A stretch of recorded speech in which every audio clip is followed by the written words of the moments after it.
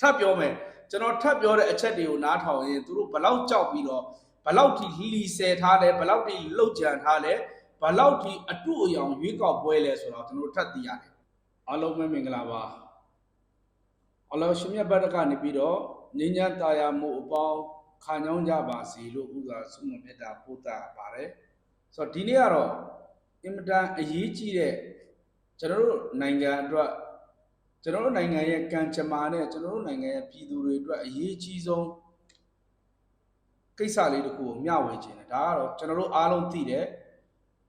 28ရက်နေ့ဒီဇင်ဘာကစမယ်เนาะကျွန်တော်တို့ပြီးရင်ဇန်နဝါရီ17ရက်ဇန်နဝါရီ25ရက်မှာအပိုင်း3ပိုင်းနဲ့ခွဲပြီးတော့เนาะကျွန်တော်တို့ပြုလုပ်မယ်အကြမ်းဖက်စစ်အာဏာရှင်တွေရဲ့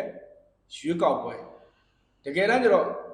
အတူအယောင်ရွေးကောက်ပွဲဆိုတာတဲ့ဒါဟာရွေးချယ်ပွဲလို့ပြောရင်ပို့ပြီးတော့မှန်ပါလိမ့်မယ်။ဘာဖြစ်လို့လဲဆိုရင်ကျွန်တော်တို့ဒီဥစ္စာဟာပြည်သူလူထုကရွေးကောက်မှာမဟုတ်ဘဲနဲ့စစ်အာဏာရှင်တွေနဲ့စစ်အာဏာရှင်တောက်တိုင်တွေကရွေးပြီးတော့ဒီနေ့အာဏာရှင်မင်းအောင်လှိုင်ကိုကျွန်တော်တို့ဘာလုပ်ပေးရမလဲဆိုတော့သူကလောလောဆယ်မှာတော့ယာယီတမရာကြီးလို့ခေါ်တယ်ကျွန်တော်ဗဇက်ထဲကနေအဲ့လိုခေါ်ရတာတော့မှတော်တော်လေးဘယ်လိုပြောမလဲဗဇက်ထဲမှာတော်တော်ကိုအော်နှလုံးနာတယ်ပေါ့နော်ယာယီတမရာကြီးဆိုတော့ပြည်သူလူထုကတင်မြောက်တာမဟုတ်ဘဲ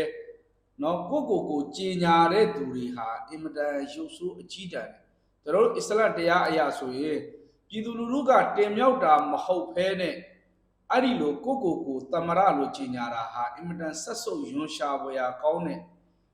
ကိစ္စဖြစ်တယ်နံပါတ်1အချက်ပေါ့နော်ဆိုတော့ဟုတ်ပြီစစ်အာဏာရှင်တွေကဒီနေ့ကျင်းပမယ်နော်အတုအယောင်ရွေးကောက်ပွဲမှာသူကတရားမျှတတယ်ကျွန်တော်တို့ကလူတွေကိုခေါ်ရတဲ့နဲ့လူတွေကရွေးကောက်ပွဲဝင်မှာဆိုတာတောင်မှသူတို့မဝင်ကြဘူးပေါ့သူတို့ဒါသူတို့ရဲ့ပြောကြချက်ပေါ့နော်တကယ်မြေပြင်ရဲ့လက်ရှိအခြေအနေနော်မြေပြင်ရဲ့လက်ရှိအခြေအနေပြည်သူလူထုဆိုတာသတင်းမဖတ်နိုင်သူတေသနာစာရန်နေမဖတ်နိုင်ဘူးအဲ့ဒီအတွက်ကြောင့်သူတို့ခေါ်ပါတယ်ခေါ်ပြီးမဲ့သူတို့မလာတာဟုတ်သလားအဲ့ဒီအချက်ကလေးကိုကျွန်တော်တို့နည်းနည်းစီစစ်ကြည့်အောင်ကျွန်တော်တို့စဉ်းစားကြည့်အောင်ပြီးရင်ကျွန်တော်လက်လန်းမိတလောက်ပေါ့နော်သတင်းဌာနတွေရဲ့စောင်းပါးတွေနောက်သူတေသနာစာရန်နေပါတယ်ညာတဲ့အချက်လက်တွေထဲမှာကျွန်တော်လေ့လာမိတလောက်ပေါ့နော်အဲ့ဒါလေးကိုကျွန်တော်တို့ပြန်လည်ပြီးတော့အတူတကွလေ့လာကြည့်အောင်ကျွန်တော်ကလည်းသူများတွေရဲ့စာရန်တွေသူများတွေရဲ့သတင်းစောင်းပါးတွေကိုပဲကျွန်တော်ကဖတ်ပြီးတော့ပြန်ပြောတာဖြစ်တဲ့အတွက်ကျွန်တော်ကလည်းဒါကိုစူးစီးထားတာမဟုတ်ဘူးဒီစောင်းပါးတွေဒီအချက်လက်တွေကိုသက်ဆိုင်ရာအဖွဲ့အစည်းတွေကိုကျွန်တော်ကလေးလေးစားစားသူတို့ကိုပေါ့နော် credit ပေးတယ်နော်သူတို့ကိုမူပိုင်ခွင့်ပေးပါတယ်ဆိုတော့နံပါတ်1အချက်ဒီနေ့တိတ်ပြီးတော့တမရဖြစ်ချင်နေတဲ့အာနာရှင်စစ်ဘလူးပေါ့နော်အာနာယူပေါ့နော်ပြုပြောရတဲ့ဝေါ်ဟာရတွေကတော့စုံပါတယ်အာနာယူတဲ့ထဲလဲပါတယ်အာနာမတ်တဲ့ထဲလဲပါတယ်ပြီးပြီဆိုရင်အရေးအချင်းမရှိပဲနဲ့ကိုနဲ့မတမယာလှမ်းနေပြောအနူခွက်နဲ့နော်အလူလက်နဲ့ရွှေခွက်ကိုနှိုက်တယ်လို့လည်းပြောလို့ရတယ်ဆိုတော့အဲ့ဒီလူနဲ့ပတ်သက်ပြီးတော့နံပါတ်1အချက်တမရသိပ်ဖြစ်ချင်တဲ့သူဘလောက်တမရဖြစ်ချင်လို့ဆိုရင်ဒေါအောင်ဆန်းစုကြည်နဲ့ဦးဝင်းမြင့်ထောင်ထဲထည့်ထားတယ်နော်ဒေါအောင်ဆန်းစုကြည်နဲ့ဦးဝင်းမြင့်ကိုဘာလုပ်တာလဲထောင်ထဲမှာထောင်သွင်းအကျဉ်းချပြီးမှနံပါတ်1ရွေးကောက်ပွဲလုပ်တယ်ဆိုတော့မြန်မာနိုင်ငံမှာ2020မှာကျွန်တော်အပါအဝင်ပြည်သူအားလုံးကတခဲနဲ့တောင်ပြိုကမ်းပြိုမဲပေးကြတယ်နော်ဆိုတော့အဲ့ဒီလိုမဲပေးရင်းနဲ့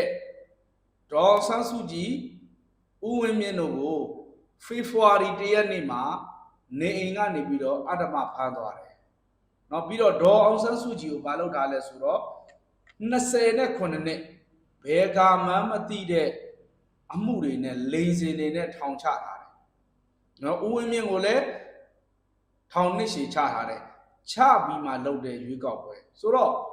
ပြောမယ်ဆိုရင်ဒေါ်စုသာအပြင်မှာရှိနေရင်ဒေါ်အောင်ဆန်းစုကြည်ကအကယ်၍ထောင်မကြပဲအပြင်မှာရှိနေရင်သူတို့မနိုင်မှန်းသိလို့ထောင်ကြတာဟုတ်ပြီဒေါ်စုထောင်ချရုံနဲ့တမရာကြီးဦးဝင်းမြင့်ရှိနေရင်လေပြည်သူလူထုကတမရာကြီးဦးဝင်းမြင့်မပေးမှာပဲ ဦးဝင်းမြင့်ကအကယ်၍နော်ဟဲ့တို့ဒီရွေးကောက်ပွဲမှာ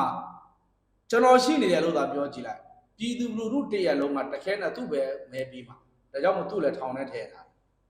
ဒါရင်လားမဟုတ်ဘူး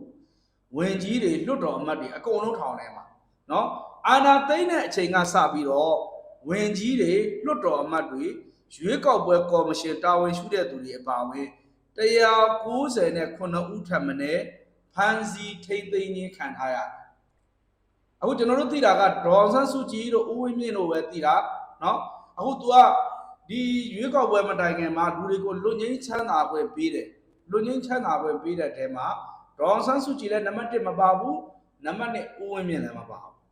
အဲ့ဒီအတွက်ကြောင့်အဲ့ဒီအပြင်ကိုနော်ဒေါ်စုလက်ထက်မှာရှိခဲ့တဲ့လွတ်တော်အမတ်တွေဝင်ကြီးချုပ်တွေဝင်ကြီးတွေ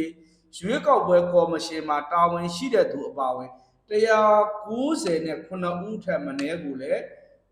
ထပ်ပြီးတော့ဖမ်းထားသေးတယ်နော်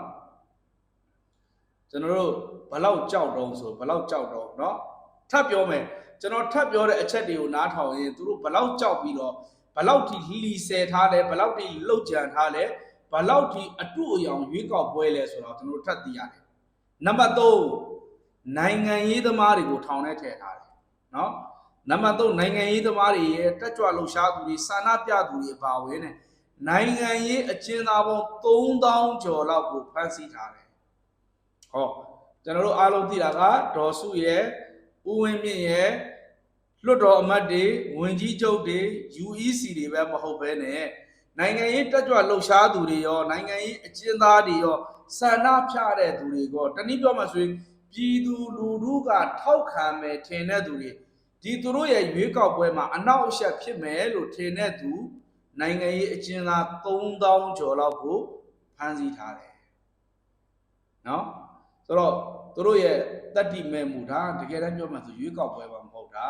သူတို့စစ်သားတွေတဲကနေပြီးတော့အခုဗိုလ်ချုပ်ကြီးဖြစ်ခဏနေတော့ပါတီဝင်ဖြစ်ခဏနေတော့ကျတော့အရင်ကကျွန်တော်2021မတိုင်ခင်ကတည်းကစစ်ယူနီဖောင်းနဲ့နော်ဗိုလ်မှူးတွေဖြစ်ခဲ့တဲ့သူတွေဗိုလ်ချုပ်တွေဖြစ်တဲ့အဲ့ဒီဗိုလ်ချုပ်ကနေပြီးတော့တစ်ခါဘောင်းမီချွတ်ပြီးတော့တစ်ခါတိုက်ပုံတွေပြန်ဝစ်ပြီးတော့ကိုယ်စလဲတွေဖြစ်တယ်ပြီးတော့အဲ့ဒီသူတွေကကျွန်တော်တို့ကိုပြန်ပြီးနိုင်ငံရေးဘာမှမသိတဲ့သူတွေနော်တိုင်းပြည်ကိုကျွန်တော်တို့လုံခြုံအောင်လို့ပြည်သူလူထုကသူတို့ကိုအခွန်အခတွေပေးထားလို့ပြည်သူလူထုရဲ့ငွေနဲ့လက်နက်တွေဝယ်ပြီးပြည်သူလူထုကိုပြန်ပြီးတော့နှထင်ကိုတနက်နဲ့ထောက်ပြီးတော့ပြန်ပြီးတော့သူတို့ကအာဏာသိမ်းနေပြီးတော့သမရပါဖြစ်ရှင်သေးတယ်။ဩအနုခွက်နဲ့နော်အနုလက်နဲ့ရွှေခွက်ကိုနှက်ရက်လေခြင်းပေါ့နော်ဟုတ်ပြီနံပါတ်4အချက်ကျွန်တော်တို့အားလုံးကြားကြလိမ့်မယ်ကျွန်တော်တို့ဒီနိုင်ငံရေးပါတီတွေကိုကျွန်တော်တို့ကဘလို့ကိုကျွန်တော်တို့နေရာတွေပေးတာနိုင်ငံရေးပါတီတွေကိုဘလို့ပါဝင်ပေးတယ်နိုင်ငံရေးပါတီတွေကိုဘလောက်အထိသူတို့ဟာအခွင့်အရေးတွေပေးတယ်လို့ပြောတယ်ဟုတ်တယ်နော်ဟုတ်ပြီအခု NLD အပါဝင်ကျွန်တော်တို့အားလုံးသိတယ် NLD နဲ့ကတော့သူတို့မပြိုင်ရဲဘူး90မှာလည်းရှုံးပြီးပြီကျွန်တော်တို့2012ဂျားပြတ်မှာလည်းရှုံးပြီးပြီ2015မှာလည်းရှုံးပြီးပြီ2020မှာလည်းရှုံးပြီးပြီဒီနေ့ NLD ဆိုတဲ့ခေါင်းစဉ်နဲ့တအုပ်တယောက်ကထပ်ပြီးတော့ပြိုင်ပွဲဒီလွတ်ဒီရွေးကောက်ပွဲဝင်ရင်လည်းဘာဖြစ်အောင်မှာတော့နိုင်အောင်မှာပဲဒါကြောင့်မို့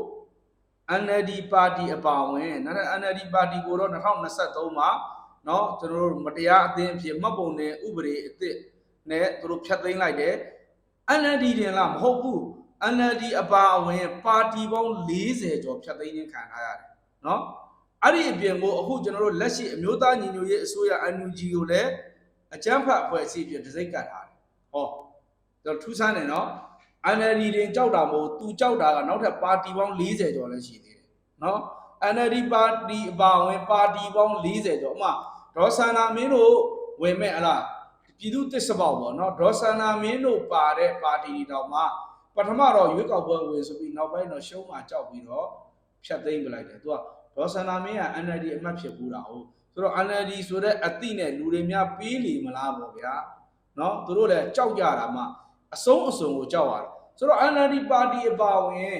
ပါတီပေါင်း40ကျော်ကိုကျွန်တော်တို့ကမတရားအသင်းဖြစ်ကြီးညာတဲ့ဖျက်သိမ်းတဲ့အပြင်ကို NUG ကိုတော့ကြောက်တယ် NUG ကဒီဘက်မှာပဲเนาะတော်လှန်ရေးအစိုးရကိုလည်းကြောက်တဲ့အတွက်ဘာလို့ရတော့အကြမ်းဖက်အဖွဲ့အစည်းဖြစ်သူတို့ကြီးညာထားရတယ်ဆိုတော့အချက်လက်တွေကเนาะဟုတ်ပြီဒါဆိုရင်ပါတီတွေလည်းဖြတ်သိမ်းပြီးပြီသူတို့ကိုပြိုင်မဲ့သူတွေကိုလည်းထောင်ထဲချပြီးเนาะပြီးတော့သူတို့ကိုစန့်ကျင်မယ်လို့ထင်တဲ့သူအပါအဝင်ဒီရွေးကောက်ပွဲမှာအရာရောက်မဲ့လူတွေအရေးပါမဲ့သူ3000ကျော်ကိုလည်းထောင်တွင်းအကျဉ်းချပြီးပြီဟုတ်ပြီနောက်ထပ်ဒိုင်နူကြီးဖြစ်တဲ့ UEC နောက်ရွေးကောက်ပွဲကော်မရှင်အဲ့တော့ပြည်ထောင်စုရွေးကောက်ပွဲကော်မရှင် UEC ဥက္ကဋ္ဌကဘာလို့လဲဟောဒါအရေးကြီးတာပြီเนาะဟုတ်ပြီခုနကမကြိုက်တဲ့သူတွေအကုန်ထောင်ထဲချအကုန်ပါတီတွေကိုဖျက်သိမ်းเนาะလူတွေကိုထောင်ထဲထည့်เนาะတချို့တတ်တဲ့သူတွေတတ်ပြီးသွားပြီဒီကြားထဲမှာတော်လန်ရေးကြောင့်တောထဲမှာရောက်နေတဲ့သူတွေရှိတယ်တတိယနိုင်ငံရောက်သွားတဲ့သူတွေရှိတယ်အခုထိုင်းနိုင်ငံမှာမလေးရှားနိုင်ငံမှာစသဖြင့်ခိတ္တခိုးလုံနေတဲ့သူတွေရှိတယ်လွတ်မြောက်တဲ့ပြည်တွေမှာရောက်နေတဲ့သူတွေရှိသေးတယ်เนาะအဲ့ဒါတွေမပါသေးဘူးเนาะမပါသေးဘူးအခု UEC ဥက္ကဋ္ဌကဘာလို့လဲဆိုတော့ဦးသိန်းစိုးဆိုတာဘာလို့လဲเนาะလွတ်တော်တွေကတက်မတော်ကိုယ်စားလှယ်ဖြစ်တယ်အစုအဖွဲ့ကိုဥဆောင်ခဲ့တဲ့သူဖြစ်တယ်ဦးသိန်းစိုးကเนาะ25ရာခိုင်နှုန်းဘယ်သူမှမဲမပေးဘဲနဲ့မျက်နှာပြောင်တိုက်ပြီးတော့ဝင်ထိုင်နေ25ရာခိုင်နှုန်းကိုဥဆောင်ခဲ့တဲ့သူအဲ့ဒီသူကဥက္ကဋ္ဌဖြစ်တယ်အဲ့ဒီသူကဘလို့လူတော့ EU လို့ခေါ်တဲ့ဥရောပသမဂ္ဂကနေဒါတို့ကနေပြီးတော့ဆန်ရှင်လုပ်ထားတဲ့အရေးယူပိတ်ဆို့ခြင်းကိုခံထားရတယ်ဒီကြားထဲမှာကျွန်တော်တို့နောက်တစ်ခုသတိထားမှာက UEC ဥက္ကဋ္ဌကလည်းသူတို့စစ်တပ်ကဖြစ်တယ်စစ်တပ်ကမှ25ရာခိုင်နှုန်းမျက်နှာပြောင်တိုက်တဲ့သူတွေကလေးကဥဆောင်တဲ့သူဖြစ်တယ်လို့လက်ရှိ2008ဖွဲ့စည်းပုံအခြေခံဥပဒေအရလည်းဘာမှရွေးစရာမလိုပဲနဲ့အလိုလျောက်ဘယ်သူမှရွေးစရာမလိုပဲနဲ့အာဏာရှင်တွေ25ရာခိုင်နှုန်းကလွတ်တော်ထဲမှာနေရာယူအောင်ပါเนาะဒါကလည်းကျွန်တော်ထည့်သွင်းစဉ်းစားကြရဟော UEC ကလည်းဘယ်သူတော့သူတို့လူပဲဘယ်လိုလူတော့ဥရောပအပါအဝင်ကနေဒါအပါအဝင်နိုင်ငံတော်တော်များများကဆန်ရှင်လုပ်တယ်နာမည်ပြက်နဲ့ကြော်ကြားတဲ့ပုဂ္ဂိုလ်ဘယ်သူတော့စစ်တပ်ကပုဂ္ဂိုလ်เนาะနောက်တစ်ခုကျွန်တော်တို့သူတို့အခုအချိန်ချင်းကျွန်တော်တို့ပြည်သူလူထုကိုလိမ်ဖို့ချိန်ဟိုစူးစမ်းတာကပါလဲမီဒီယာတွေကိုလည်းခေါ်ထားပါတယ်เนาะဒီနေ့ကြံ့ဖို့ဥက္ကဋ္ဌဥခင်ရလည်းပြောတယ်မအားလာကလည်းပြောတယ်ဇော်မင်းထွန်းကလည်းပြောတယ်သူတို့ကို lobby လုပ်နေတဲ့သူတွေကလည်းပြောတယ်ဘာပြောတာလို့ဆိုတော့နိုင်ငံတကာမီဒီယာတွေကိုကျွန်တော်တို့ခေါ်ထားတယ်နံပါတ်1ဟိုတနေ့ကကျွန်တော်ပြောတယ်လေနိုင်ငံတကာမီဒီယာပြောတယ် NHK လို့သတင်းဌာနကသူတို့အတွက်ထွက်ပေါက်ပေးတဲ့မေးခွန်းတောင်သူတို့မှဖြည့်တရားဖြည့်မရှိဘူးဖြည့်တရားဖြည့်မရှိတော့ဘာလို့ရတော့ဆိုတော့ပြည်သူလူထုကိုမျက်စိတွေပိတ်ထားရတယ်နားတွေပိတ်ထားရတယ်အဲ့တော့လွတ်လပ်တဲ့သတင်းမီဒီယာမြန်မာနိုင်ငံမှာပျောက်နေတာကြာပြီဆိုတော့အာဏာသိမ်းပြီးတဲ့နောက်ပိုင်းမှာသတင်းဌာန60လောက်ကိုပိတ်သိမ်းခံရတယ်သတင်းဌာနတစ်ခုနှစ်ခု၄၅ခု6ခုမဟုတ်ဘူးเนาะသတင်းဌာနပေါင်း60ကိုပိတ်ခံတယ်เนาะအဲ့တော့သတင်းတောက်တွေကဘာလို့ရအောင်သတင်းဌာနတွေကဘာလို့ရအောင်ပြည်ပကိုတိမ်းရှောင်ရတာရှိတယ်ဒီကြားထဲမှာဒီစစ်အာဏာရှင်ရဲ့အကြမ်းဖက်မှုတွေမတော်မတရားပြုမှုတွေသူတို့ရဲ့အကျင့်ပြတ်ခြစားမှုတွေကိုသေချာသတင်းလောက်နေတဲ့သတင်းတောက်186ဦးကိုလည်းเนาะဖမ်းဆီးထားတယ်ပြီးတော့သတင်းတောက်52ဦးလောက်ကိုဘာလုပ်ထားလဲ186ဦးကိုဖမ်းဆီးပြီးတော့52ဦးလောက်ကလက်ရှိမှာအကျဉ်းချခံထားရစေเนาะအဲ့ဒီသတင်းတောက်တွေထဲမှာ9ယောက်လောက်ကအသက်ခံထားเนาะဆိုတော့နောက်တစ်ခုကအဲ့တဲ့ပို့ဆိုးတာက online ကနေပြီးတော့ဒီအတူအယောင်ရွေးကောက်ပွဲတွေเนาะမတရားဘူးဆိုပြီးတော့ပြောကြတဲ့ဝေဖန်ကြတဲ့ပြည်သူတွေရှိတယ်သူတို့ကပြောတယ်သူတို့ရဲ့ရွေးကောက်ပွဲကိုနိုင်ငံတကာကိုဘေးချိတ်လိုက်အောင်တိုင်းပြည်ထဲမှာသူတို့လိုချင်လို့သူတို့ကအဲ့ဒီပြည်သူပေးမှမဲရမယ်သူတွေအဲ့ဒီပြည်သူရဲ့မဲနဲ့သူတို့ကတက်ပြီးတော့အုပ်ချုပ်တဲ့လူတွေလုံမဲ့သူတွေအဲ့ဒီပြည်သူတွေတဲကနေပြီးတော့သူတို့ကိုကြက်ကြလက်ကြတချို့ဝေဖန်တယ်တချို့ကလည်းနည်းနည်းပါးပါးပေါ့ဗျာเนาะဟိုဓာတ်ပုံလေးတွေတင်တာမျိုးလေးတွေနည်းနည်းဥပဒေနဲ့မလို့အဲ့လိုမလွတ်မကင်းရှိတဲ့သူတွေလူ2000လောက်ကိုလည်းဖမ်းထားတယ်ဟောအခုကျွန်တော်တို့မျက်စိဘယ်လောက်ပိတ်တော့သတင်းတောက်တွေထောင်ချတယ်တတ်တယ်သတင်းဌာန60ကျော်လောက်ကိုပိတ်သိမ်းတယ်သူတို့ကိုဝေဖန်တဲ့ပြည်သူ2000လောက်ကိုလည်းမလုပ်ထားလဲထောင်ထဲမှာထည့်ပြီးတော့အကျဉ်းချထားတယ်ဆိုတော့ပြည်သူလူထုကလွတ်လွတ်လပ်လပ် မဲပေးလို့ရသလားဝေဖန်လို့ရသလားအကြံပြုလို့ရသလားကျွန်တော်တို့စဉ်းစားလို့ရတယ်နော်ကျွန်တော်တို့စဉ်းစားကြည့်ရင်စစ်နော်ကျွန်တော်တို့စစ်တွေးရင်ရေးပေါ်တယ်နော်ပြည်သူလူထုကနော်ဆိုတော့ကျွန်တော်တို့အခုနောက်တစ်ခုကရွေးကောက်ပွဲဥပဒေတဲ့နော်အစိုးရတို့နောက်တစ်ခုပါလဲဆိုတော့ရွေးကောက်ပွဲမှာတဲ့ကာကွယ်နော်ရွေးကောက်ပွဲကာကွယ်ရေးတဲ့ဥပဒေတစ်ခုပြထားတယ်အဲ့ဒီဥပဒေကစန့်ကျင်ဘာလို့ရလို့အကြမ်းဖက်မှုလို့သတ်မှတ်တယ်ပြီးရင်ထောင်တက်တကြွနဲ့ချလို့ရတယ်အဲ့ဒီတဲ့ပို့ဆိုတာကတေနံပေးနိုင်တဲ့အထိဥပဒေတွေပြဋ္ဌာန်းထားတယ်နော်အဲ့ဒီဥပဒေနဲ့အမှုဖွင့်အရေးယူခံထားရတဲ့ပြည်သူလူထုဥယေဟာ300ကျော်ရှိတယ်ဒါကရွေးကောက်ပွဲဥပဒေနဲ့အရေးယူတာပဲနော်ခုနကသူတို့ရွေးကောက်ပွဲကိုဝေဖန်လို့ပြောလို့ထောက်ပြလို့ဖန်ခံရတာက2000ရှိတယ်ရွေးကောက်ပွဲဥပဒေတကြွချလို့ရတယ်နော်အကြမ်းဖက်မှုဥပဒေလို့ပြောလို့ရတယ်တကြွချောင်ချလို့ရတဲ့အပြင်သေဒဏ်အထိပေးနိုင်တဲ့ဥပဒေနဲ့အရေးယူခြင်းခံထားရသောပြည်သူ300ရှိကျွန်တော်တို့စဉ်းစားကြည့်လို့ရတယ်စဉ်းစားပြီးတော့သေသေးချာချာကျွန်တော်တို့စဉ်းစားကြည့်ဒီရွေးကောက်ပွဲကြီးဟာဘလောက်ထိလောက်ကြံထားသလဲဆိုတော့ကျွန်တော်တို့နော်ကွက်ကွင်းမြင်နိုင်တယ်သေသေးချာချာစဉ်းစားကြည့်ရင်ကွက်ကွင်းမြင်နိုင်ပါတယ်ဟုတ်ပြီနောက်တစ်ခုကရွေးကောက်ပွဲလုပ်မဲ့နေရာဒေသနော်ဒါလည်းအင်မတန်မှအရေးကြီးတဲ့အထက်မှာပါတယ်နော်သူတို့ဟာသကောင်စင်းကောက်တယ်ဆင်အာနာရှင်တွေကသကောင်စင်းကောက်တဲ့အချိန်မှာမြို့နယ်330ရှိတဲ့အနက်မှာ145မြို့နယ်လောက်ပဲကောက်နိုင်တယ်ဒါတော့မှမြို့ပေါ်တွေမှာပဲကောက်လို့ရတာနော်အဲ့ဒီ145မြို့နယ်ထဲမှာတကယ်အရေးကြီးပါတယ်ဆိုတော့နော်ကျွန်တော်တို့နေရာဒေသတွေမှာကျွန်တော်တို့ကောက်လို့မရဘူးစစ်ဖြစ်နေတာမလို့စစ်ရှောင်ဒေသတွေမလို့ဆိုတော့ဘာလို့တောင်းဆိုတော့တနည်းပြောမယ်ဆိုရင်ရုပ်ကောက်ပွဲကလည်းရွေးချင်အောင်ဆောင်းတာဖြစ်တယ်လို့သကောင်စင်းရလည်းကောက်ချင်အောင်ဆောင်းတာသကောင်စင်းဆရာနာရှင်တွေလုတ်တဲ့အလုပ်ရမှန်သမျှဒီဘယ်ဟာမှစေတနာမှန်ကျွန်တော်ဟိုနေ့ကပြောသလိုတရားဆောင်ရင်လည်းစောက်ချင်အောင်ဆောင်းတာပြီးရင်ဘာလို့တာတော့အဲ့ဒီထဲကနေပြီးတော့သူရားတဲ့လောက်ကိုခွာပြီးတပတ်နှစ်ချက်ခွာပြီးတော့ခိုးတာအလားတူပဲလမ်းနေခင်းရင်လည်းဘာလို့တာတော့ခင်းနေအောင်ဆောင်ပြီးတော့အဓိကခိုးတာကအဓိကလုပ်တာအလားတူပဲရွေးကောက်ပွဲကလည်းရွေးကောက်ပွဲလှုပ်ချင်အောင်ဆောင်ပြီးတော့သူတို့စစ်တပ်မှာရှိတဲ့ဘာမှအရေးချင်းမရှိတဲ့နော်အုပ်ချုပ်ရေးဘာမှမသိစီမံခန့်ခွဲရေးဘာမှမသိနော်ပြီးရင်ပြည်သူလူထုရဲ့မြေပြင်အခြေအနေဘာမှမသိသူတို့အချင်းချင်းတော့ဖောက်ခုတ်နေကြတာဟိုတနေ့ကနော်ဒီဥကိုကိုကြီးတောင်မှ88ကဥကိုကိုကြီးစစ်တပ်အောက်မှာနော်မင်းတို့ကောင်တွေဘာလုပ်နေရတော့နိုင်ငံရေးနဲ့ဖြည့်ရှင်းဆိုတဲ့လူတော်ပြောလာပြီလေနော်သူတို့မိုးကြရွှေကိုတွေနော်ပြည်သူလူထုစီလည်းမရောက်နိုင်ဘူး elite politics ဘာဖြစ်တယ်ညာဖြစ်တယ်ဒီပါတယ်သူတို့ကြီးကြီးကျယ်ကျယ်တွေရှောက်ပြောရတဲ့အနေဒါဖြစ်လာတကယ်တမ်းကျတော့သူတို့ကိုရွေးချယ်အောင်ဆောင်တာသူတို့လည်းသိပါတယ်သူတို့လည်းရပိုင်ငွေတွေတခုခုရှိတော့ဒါကြောင့်မို့ဒေါ်ဆန္နာမင်းကသူကပြောတာသိရရတယ်ဒီဘက်ကနေပြီးတော့အတုအကွေအောင်ရွေးကောက်ပွဲလို့ပြောတဲ့သူတွေကတဲ့ပတ်စံရလို့လူတွေကပတ်စံပေးလို့ပြောတာတကယ်တမ်းကျတွက်ကြည့်လိုက်လေကျွန်တော်တို့တကယ်မြတ်တခုနရှေ့မှာပြောတဲ့နော်အကျဉ်းသား3000ကျော်ရှိတယ်ရွေးကောက်ပွဲမှာဝေဖန်လို့ထောင်သွင်းအကျဉ်းချထားတာ2000လောက်ရှိတယ်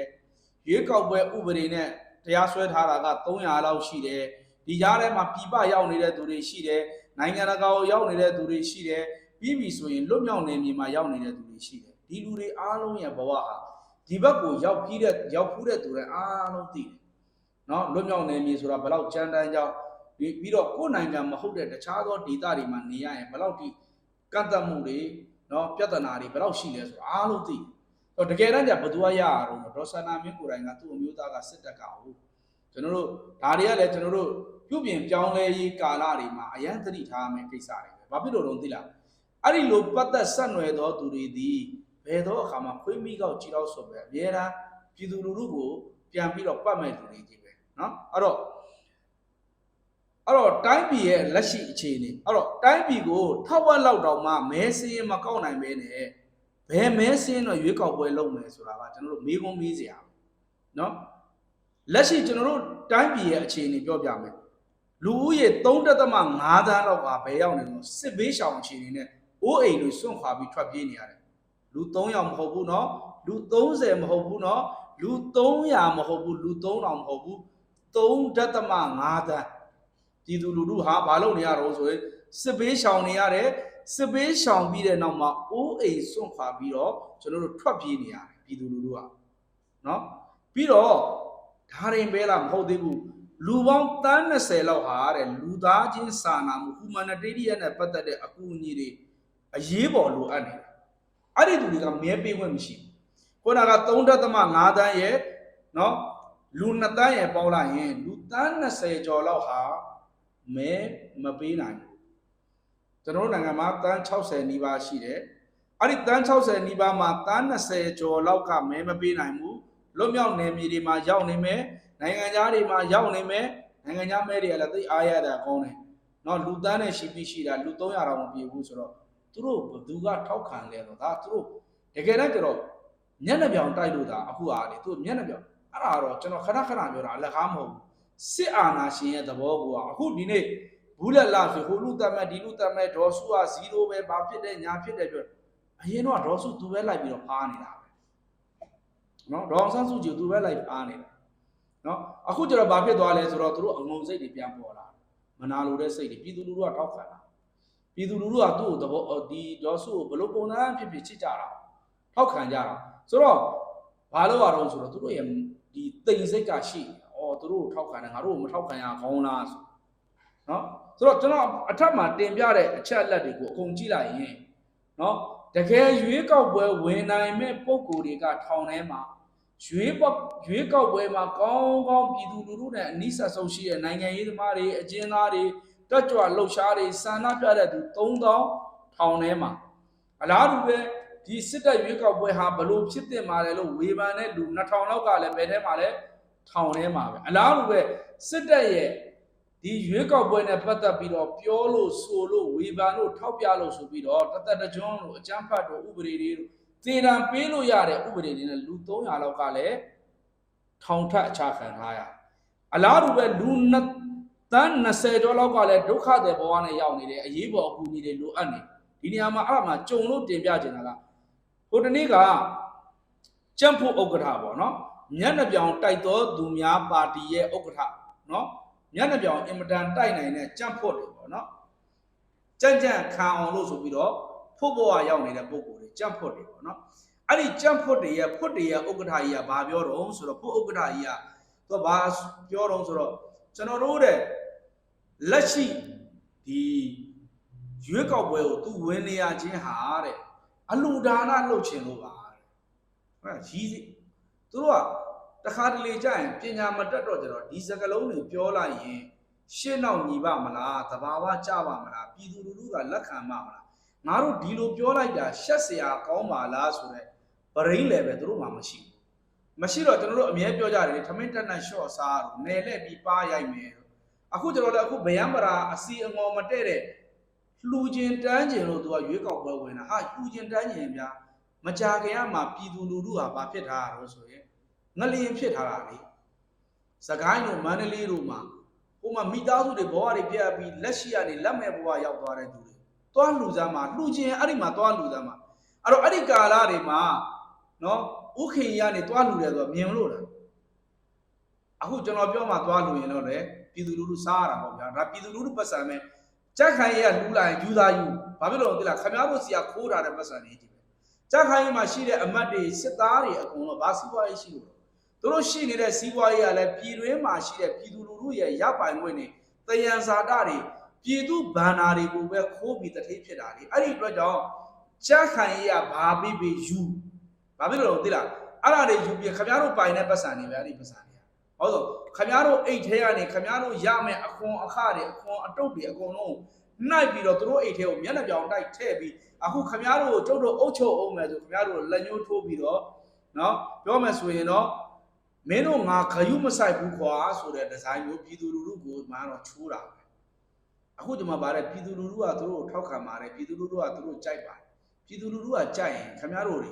ခုနကပြောတဲ့အကျဉ်းသားတွေခမားတို့ထောင်ချထားတဲ့သူတွေခမားတို့မတရားသဖြင့်လှုပ်ထားတဲ့ UEC ဥပဒေတွေရွေးကောက်ပွဲဥပဒေအသစ်တွေ2008ဖွဲ့စည်းပုံအခြေခံတကယ်တော့ရွေးကောက်ပွဲကို2008အောက်ကဝင်နေဆိုတာကခေတ်စကားနဲ့ပြောမယ်ဆိုတတ်တိမရှိတာဘာဖြစ်လို့လဲ25ရာခိုင်နှုန်းကရွေးရမရွေးရသူတို့ရပြီလားလေအဲ့ဒီထဲမှာနောက်ထပ်ကျွန်တော်တို့ ဆရာကြီးဥကိုနေဆိုအများကြီးရှင်းပြထားတယ်ဒီဥပဒေထဲမှာလက်တလုံးများလှုပ်ထားပြီးပြည်သူလူထုကိုဒုက္ခပေးဖို့ဥပဒေတွေကြီးပဲဆိုတဲ့အတွက်ကြောင့်2008အောက်ကကျွန်တော်တို့ရွေးကောက်ပွဲဝင်နေတာကိုကသူတို့တက်တိမဲ့ပြီးသားဒီကြားထဲမှာမှသူတို့ကိုပြိုင်မဲ့သူတွေအကုန်ထောင်တဲ့ထဲနိုင်ငံခြားရောက်မရောက်အောင်ဖို့လွတ်မြောက်နယ်မြေတွေမရောက်အောင်တွန်းဖို့ကျွန်တော်တို့တချို့တွေကနားမလဲတော့ပြောတော့မင်းတို့လွတ်မြောက်နယ်မြေကနေအော်နေကျွန်တော်တို့ဒီမှာဝေဖန်နဲ့ထောက်ပြတဲ့ဟိုဒီတကယ်နိုင်ငံရေးကိုနိုင်ငံရေးနီးနဲ့နားလည်ပြီးလုပ်နေတဲ့သူတွေကလွတ်မြောက်နယ်မြေရောက်ပြီးရွေးကောက်ပွဲဝင်လို့မရအောင်ပြည်တွင်းမှာနေလို့မရအောင်မြို့ပေါ်တွေမှာနေလို့မရအောင်ဘယ်သူကလုပ်တာစစ်အာဏာရှင်ဆက်ဆက်ကအဲ့ဒီပုံစံလုပ်ထားတာနော်စစ်အာဏာရှင်ဆက်ဆက်ကအဲ့ဒီပုံစံပဲလုပ်ထားတာအဲ့ဒီလိုလုပ်ထားတဲ့အတွက်ကြောင့်ဒီဘက်ဒေသတွေမှာပြည်သူတွေကရောက်နေရတာတကယ်တမ်းဒီလူတွေအဲ့ဒီမြို့ပေါ်မှာရှိရင်သူတို့မနိုင်နိုင်ဘူးဒါကြောင့်မို့ကြည့်လိုက်ဦးနေဝင်းကရွေးကောက်ပွဲလုပ်တယ်မဆလာတပါတီအာဏာရှင်စနစ်နဲ့တပါတီလည်းပြိုင်တာနိုင်မှာပေါ့နော်အလားတူပဲ88ရောက်တော့ကျတော့သူကဦးနေဝင်းလက်ထက်မှာလည်းရွေးကောက်ပွဲ4ချိန်လောက်လုပ်တာနော်တပါတီလည်းပြိုင်ပြီးတပါတီလည်းနိုင်တာကို4ချိန်လောက်လုပ်တာရှောက်ပြီးတော့နော်ဆိုတော့တပါတီလည်းပြိုင်ပြီးတော့တပါတီလည်းနိုင်တာလည်းမျက်နှာမှာပူ26နှစ်လောက်အုပ်ချုပ်တာပဲမျက်နှာပြောင်ဘယ်လောက်တိုက်တော့စစ်အာဏာရှင်တွေမျက်နှာပြောင်တိုက်တာဟာကျွန်တော်တို့ generation 23ဆက်အခုချိန်ထိကျွန်တော်တို့စစ်အာဏာရှင်အောင်ပါပဲတွက်ကြည့်လိုက်ကျွန်တော်တို့ဒီ2015 2020မှာလည်းဒီမိုကရေစီရတယ်လို့ကျွန်တော်တို့မသတ်မှတ်ဘူး။ဘာဖြစ်လို့လဲဆိုတော့အဲ့ဒီကာလတွေမှာလည်းကျွန်တော်တို့ကဒီပြောမယ်ဆိုရင်တော့ဖားတစ်ပိုင်းတာငါးတစ်ပိုင်းပဲပြောเนาะကျွန်တော်တို့သွေးနှောဒီမိုကရေစီပဲပြောဒီမိုကရေစီကနည်းနည်းလေးပါတာပဲ။ကျန်တာတွေကစစ်အာဏာရှင်ရဲ့2008အောက်ကပဲအလားတူပဲတချို့သောစစ်အာဏာရှင်ကဲ့သို့เนาะဒီအာဏာရှင်ဆန်တဲ့သူတွေရဲ့အောက်မှာပဲကျွန်တော်တို့နေခဲ့ရတာ။ဆိုတဲ့အတွက်ကြောင့်ဒါဒီမိုကရေစီခေတ်လို့ပြောလို့မရဘူး။အာဏာရှင်အောက်မှာပဲကျွန်တော်တို့ကနေရတာ။ဘာလို့အာဏာရှင်ရဲ့2008အောက်ကနေကျွန်တော်တို့ကသွားရတာဟုတ်။အဲ့ဒီအတွက်ကြောင့်ဆိုတော့ကျွန်တော်တို့ရဲ့မျိုးဆက်တွေအများကြီးဟာအဲ့ဒီမျက်နှာပြောင်တက်ပြီးတော့ဟာလားကျွန်တော်တို့ဒီဦးနေဝင်းလက်ထက်မှာ4ချိန်လောက်ရွေးကောက်ပွဲလုပ်တယ်90ခုနှစ်မှာသူတို့ပြန်လုပ်ကြည့်တယ်ရအောင်မလားပြည်သူလူထုကမေ့သွားတော့ပြီလားပြည်သူလူထုကစစ်အာဏာရှင်ကိုသိမ့်မုန်းတာပြည်သူလူထုကခင်ဗျားတို့စစ်အာဏာရှင်တွေနားထောင်တာပြည်သူလူထုကစစ်အာဏာရှင်ကိုသိမ့်မုန်းတာဒါကြောင့်မို့စစ်အာဏာရှင်ကိုစန့်ကျင်မဲ့မြည်သူမဆိုပြည်သူလူထုကမဲထည့်ပါ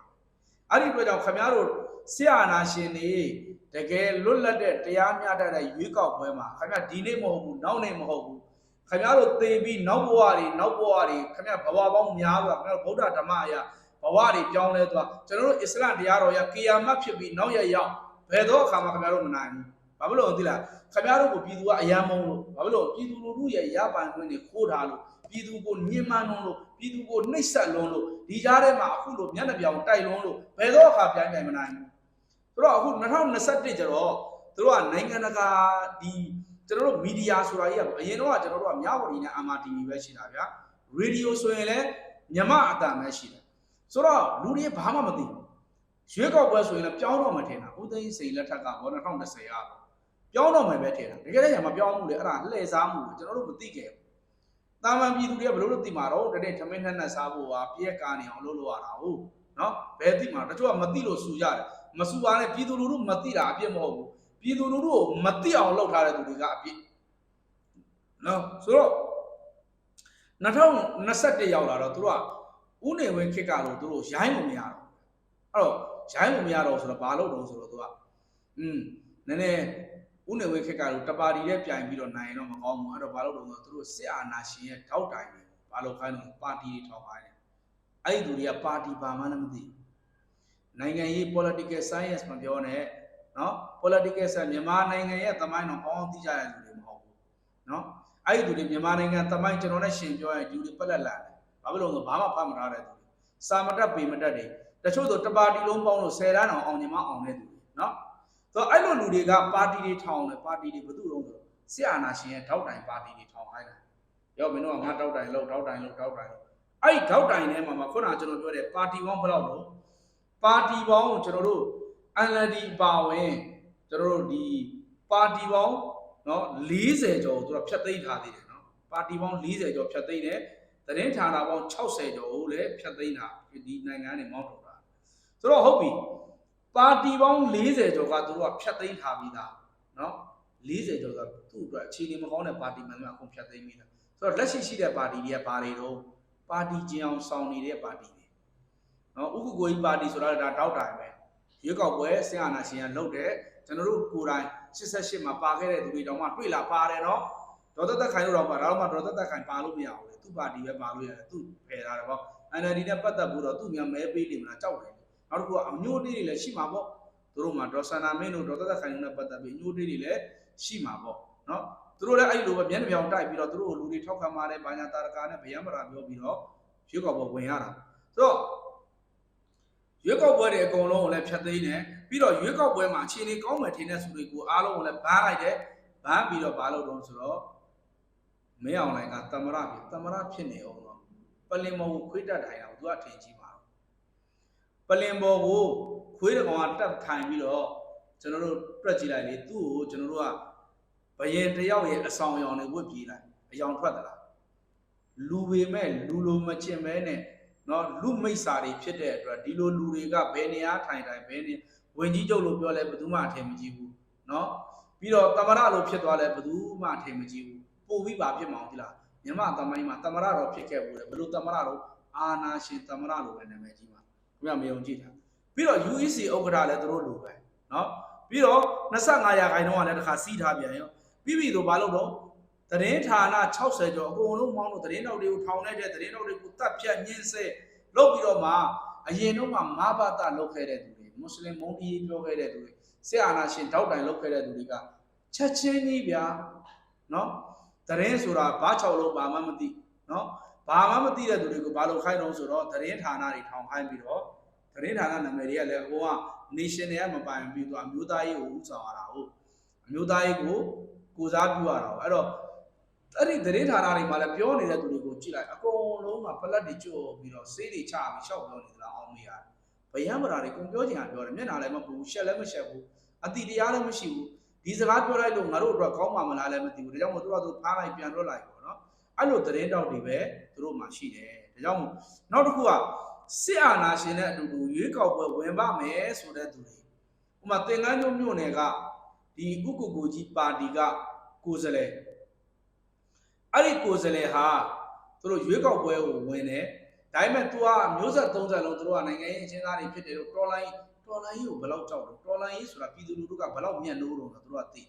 တော်လိုင်းရေးဆိုတဲ့စကားလုံးသုံးလိုက်တယ်အချင်းသားဆိုတဲ့နိုင်ငံရေးအချင်းသားဆိုတဲ့စကားလုံးသုံးလိုက်တော့သူတို့လန့်ဖြန့်ပြီးသူ့ဖုံးမှာတင်လိုက်တယ်သူ့ကိုမဲဆွယ်ပွဲမှာသူတို့သင်္ကန်းကျွန်းမြို့နယ်မှာသူတို့ကြက်ဖို့မဲမရမှာဆိုတော့သူ့ကိုဖုံးတွေပါတင်လိုက်တယ်နော်သူ့ကိုကြောက်လို့တော့မဟုတ်ဘူးဘာလို့တော်လိုင်းရေးဆိုတဲ့စကားလုံးပိုင်လူတွေများမဲပေးနေမလားတအားကြောက်တာမှဖိတ်တော်အောင်ကြောက်နော်အတွင်းထဲဟိုအသေးသေးရင်နဲ့ကလီစာတွေကကိုကြောက်တာဘာဖြစ်လို့ကြောက်တာတော့လူတွေကြောက်ရတယ်ဆိုတာအကြောင်းရှိတယ်အဲ့ဒါကဘာမှန်တဲ့သူတွေပဲကြောက်တာ